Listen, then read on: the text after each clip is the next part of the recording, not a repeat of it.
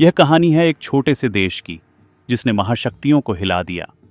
Vietnam, एक ऐसा देश जिसने स्वतंत्रता की कीमत युद्ध की विभीषिका में चुकाई। आज की हमारी कहानी है संघर्ष, साहस और धैर्य की। यह कहानी है एक देश की जो दो हिस्सों में बंटा, लेकिन अंततः एकजुट हो गया। क्या आप जानते हैं कि वियतनाम युद्ध ने न सिर्फ इस देश बल्कि पूरी दुनिया की राजनीति को बदल दिया था। कहानी शुरू होती है 19वीं शताब्दी के अंत में, जब फ्रांस ने वियतनाम को अपना उपनिवेश बना लिया। 1887 में फ्रांस ने इंडो चाइना संघ की स्थापना की, जिसमें वियतनाम, लाओस और कंबोडिया शामिल थे। वियतनामी लोग फ्रांसीसी हुकूमत के खिलाफ संघर्ष करते रहे, क्योंकि फ्रांस ने देश की प्राकृतिक संसाधनों का शोषण किया। वियतनाम के खेतों से चावल और रबर की फसलें फ्रांस की दौलत बढ़ाने के लिए इस्तेमाल होती थीं। किसान कर्ज में डूबते गए, गरीबी बढ़ती गई और वियतनाम का समाज असंतोष से भर गया। लेकिन हर गुलामी का अंत होता है। 20वीं शताब्दी की शुरुआत में हो ची मिन्ह जैसे क्रांतिकारी नेताओं का उदय हुआ, जिन्होंने वियतनामी जनता को एकजुट किया। हो ची मिन्ह एक साधारण शिक्षक थे, लेकिन उन्होंने अपनी शिक्षा और अंतर्राष्ट्रीय अनुभव का उपयोग एक स्वतंत्रता आंदोलन खड़ा करने के लिए किया। 1941 में उन्होंने वियत मिन्ह की स्थापना की। यह एक राष्ट्रवादी और कम्युनिस्ट संगठन था, जिसका मकसद था वियतनाम को आजाद कराना। जब द्वितीय विश्व युद्ध शुरू हुआ, जापान ने फ्रांस से वियतनाम को छीन लिया। जापानी कब्जा और भी अधिक क्रूर था।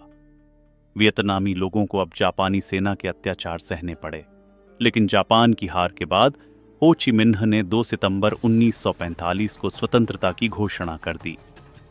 हजारों लोग हनोई की सड़कों पर इकट्ठा हुए और अपनी आज़ादी का जश्न मनाया। लेकिन यह आज़ादी ज्यादा समय तक नहीं टिक सकी। फ्रांस वापस लौट आया और वियतनाम को फिर से कब्जा करने की कोशिश की। हो ची मिन्ह और उनकी सेनाओं ने फ्रांसीसी हुकूमत के खिलाफ छापामार युद्ध छेड़ दिया। 1946 से 1954 तक चले इस युद्ध में वियतनामी सेनाओं ने अपनी वीरता और रणनीति से फ्रांसीसी सेना को पीछे हटने पर मजबूर कर दिया। 1954 का दिएन बिएन फू युद्ध, जिसने इतिहास बदल दिया। वियत मिन्ह के गुरिल्ला युद्ध ने फ्रांस की सेना को हरा दिया। फ्रांसीसी सैनिकों को अंदाजा भी नहीं था कि जंगलों में छिपे ये लड़ाके इतने शक्तिशाली हो सकते हैं। दिएन बिएन फू की हार ने फ्रांस को झकझोर दिया और उन्हें समझ आ गया कि अब वियतनाम पर कब्जा बनाए रखना असंभव है। फ्रांस की हार के बाद जिनेवा समझौते पर हस्ताक्षर हुए, जिसमें वियतनाम को 17वें समानांतर पर 2 हिस्सों में बांट दिया गया। उत्तर वियतनाम हो ची मिन्ह के नेतृत्व में कम्युनिस्ट था, जबकि दक्षिण वियतनाम अमेरिका समर्थित एनजीओ दिन दिएम के नेतृत्व में था। यह विभाजन अस्थायी था और 1956 में चुनाव कराए जाने की योजना थी, पर अमेरिकी सरकार ने इसे रोक दिया। उन्हें डर था कि अगर चुनाव हुआ तो हो ची मिन्ह भारी बहुमत से जीत जाएंगे। इसके बाद अमेरिका ने दक्षिण वियतनाम को समर्थन देना शुरू किया। अमेरिका के लिए यह युद्ध कम्युनिज्म के प्रसार को रोकने की लड़ाई बन गया था। अमेरिकी सरकार ने लाखों डॉलर खर्च कर दक्षिण वियतनाम को सैन्य सहायता दी। यह वही दौर था जब डोमिनो थ्योरी प्रचलित थी। अमेरिका को डर था कि अगर वियतनाम में कम्युनिज्म फैल गया तो बाकी एशिया में भी कम्युनिस्ट आंदोलन तेज हो जाएंगे। 1965 में अमेरिकी राष्ट्रपति लिंडन जॉनसन ने सीधे तौर पर युद्ध में शामिल होने का फैसला किया। अमेरिकी सैनिकों की संख्या बढ़ती गई। अमेरिकी सेना ने वियतनामी गांवों पर बमबारी शुरू कर दी, जिससे लाखों निर्दोष लोग मारे गए। नेपाम बम और ऑरेंज एजेंट जैसे रासायनिक हथियारों का इस्तेमाल किया गया, जिससे खेत और जंगल बर्बाद हो गए। पर वियतनामी लोग हार मानने वाले नहीं थे।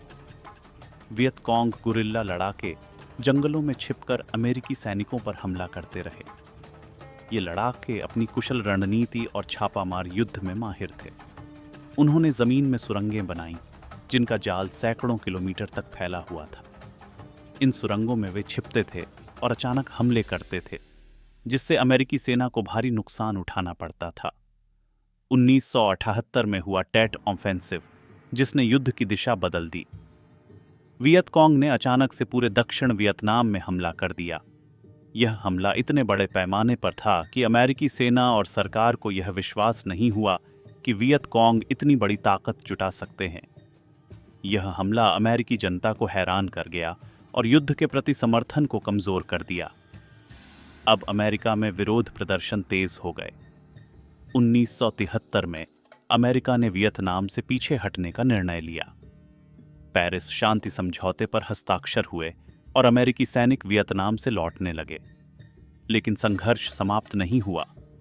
1975 में जब उत्तर वियतनामी सेनाएं साइगोन में दाखिल हुईं, दक्षिण वियतनाम ने आत्मसमर्पण कर दिया।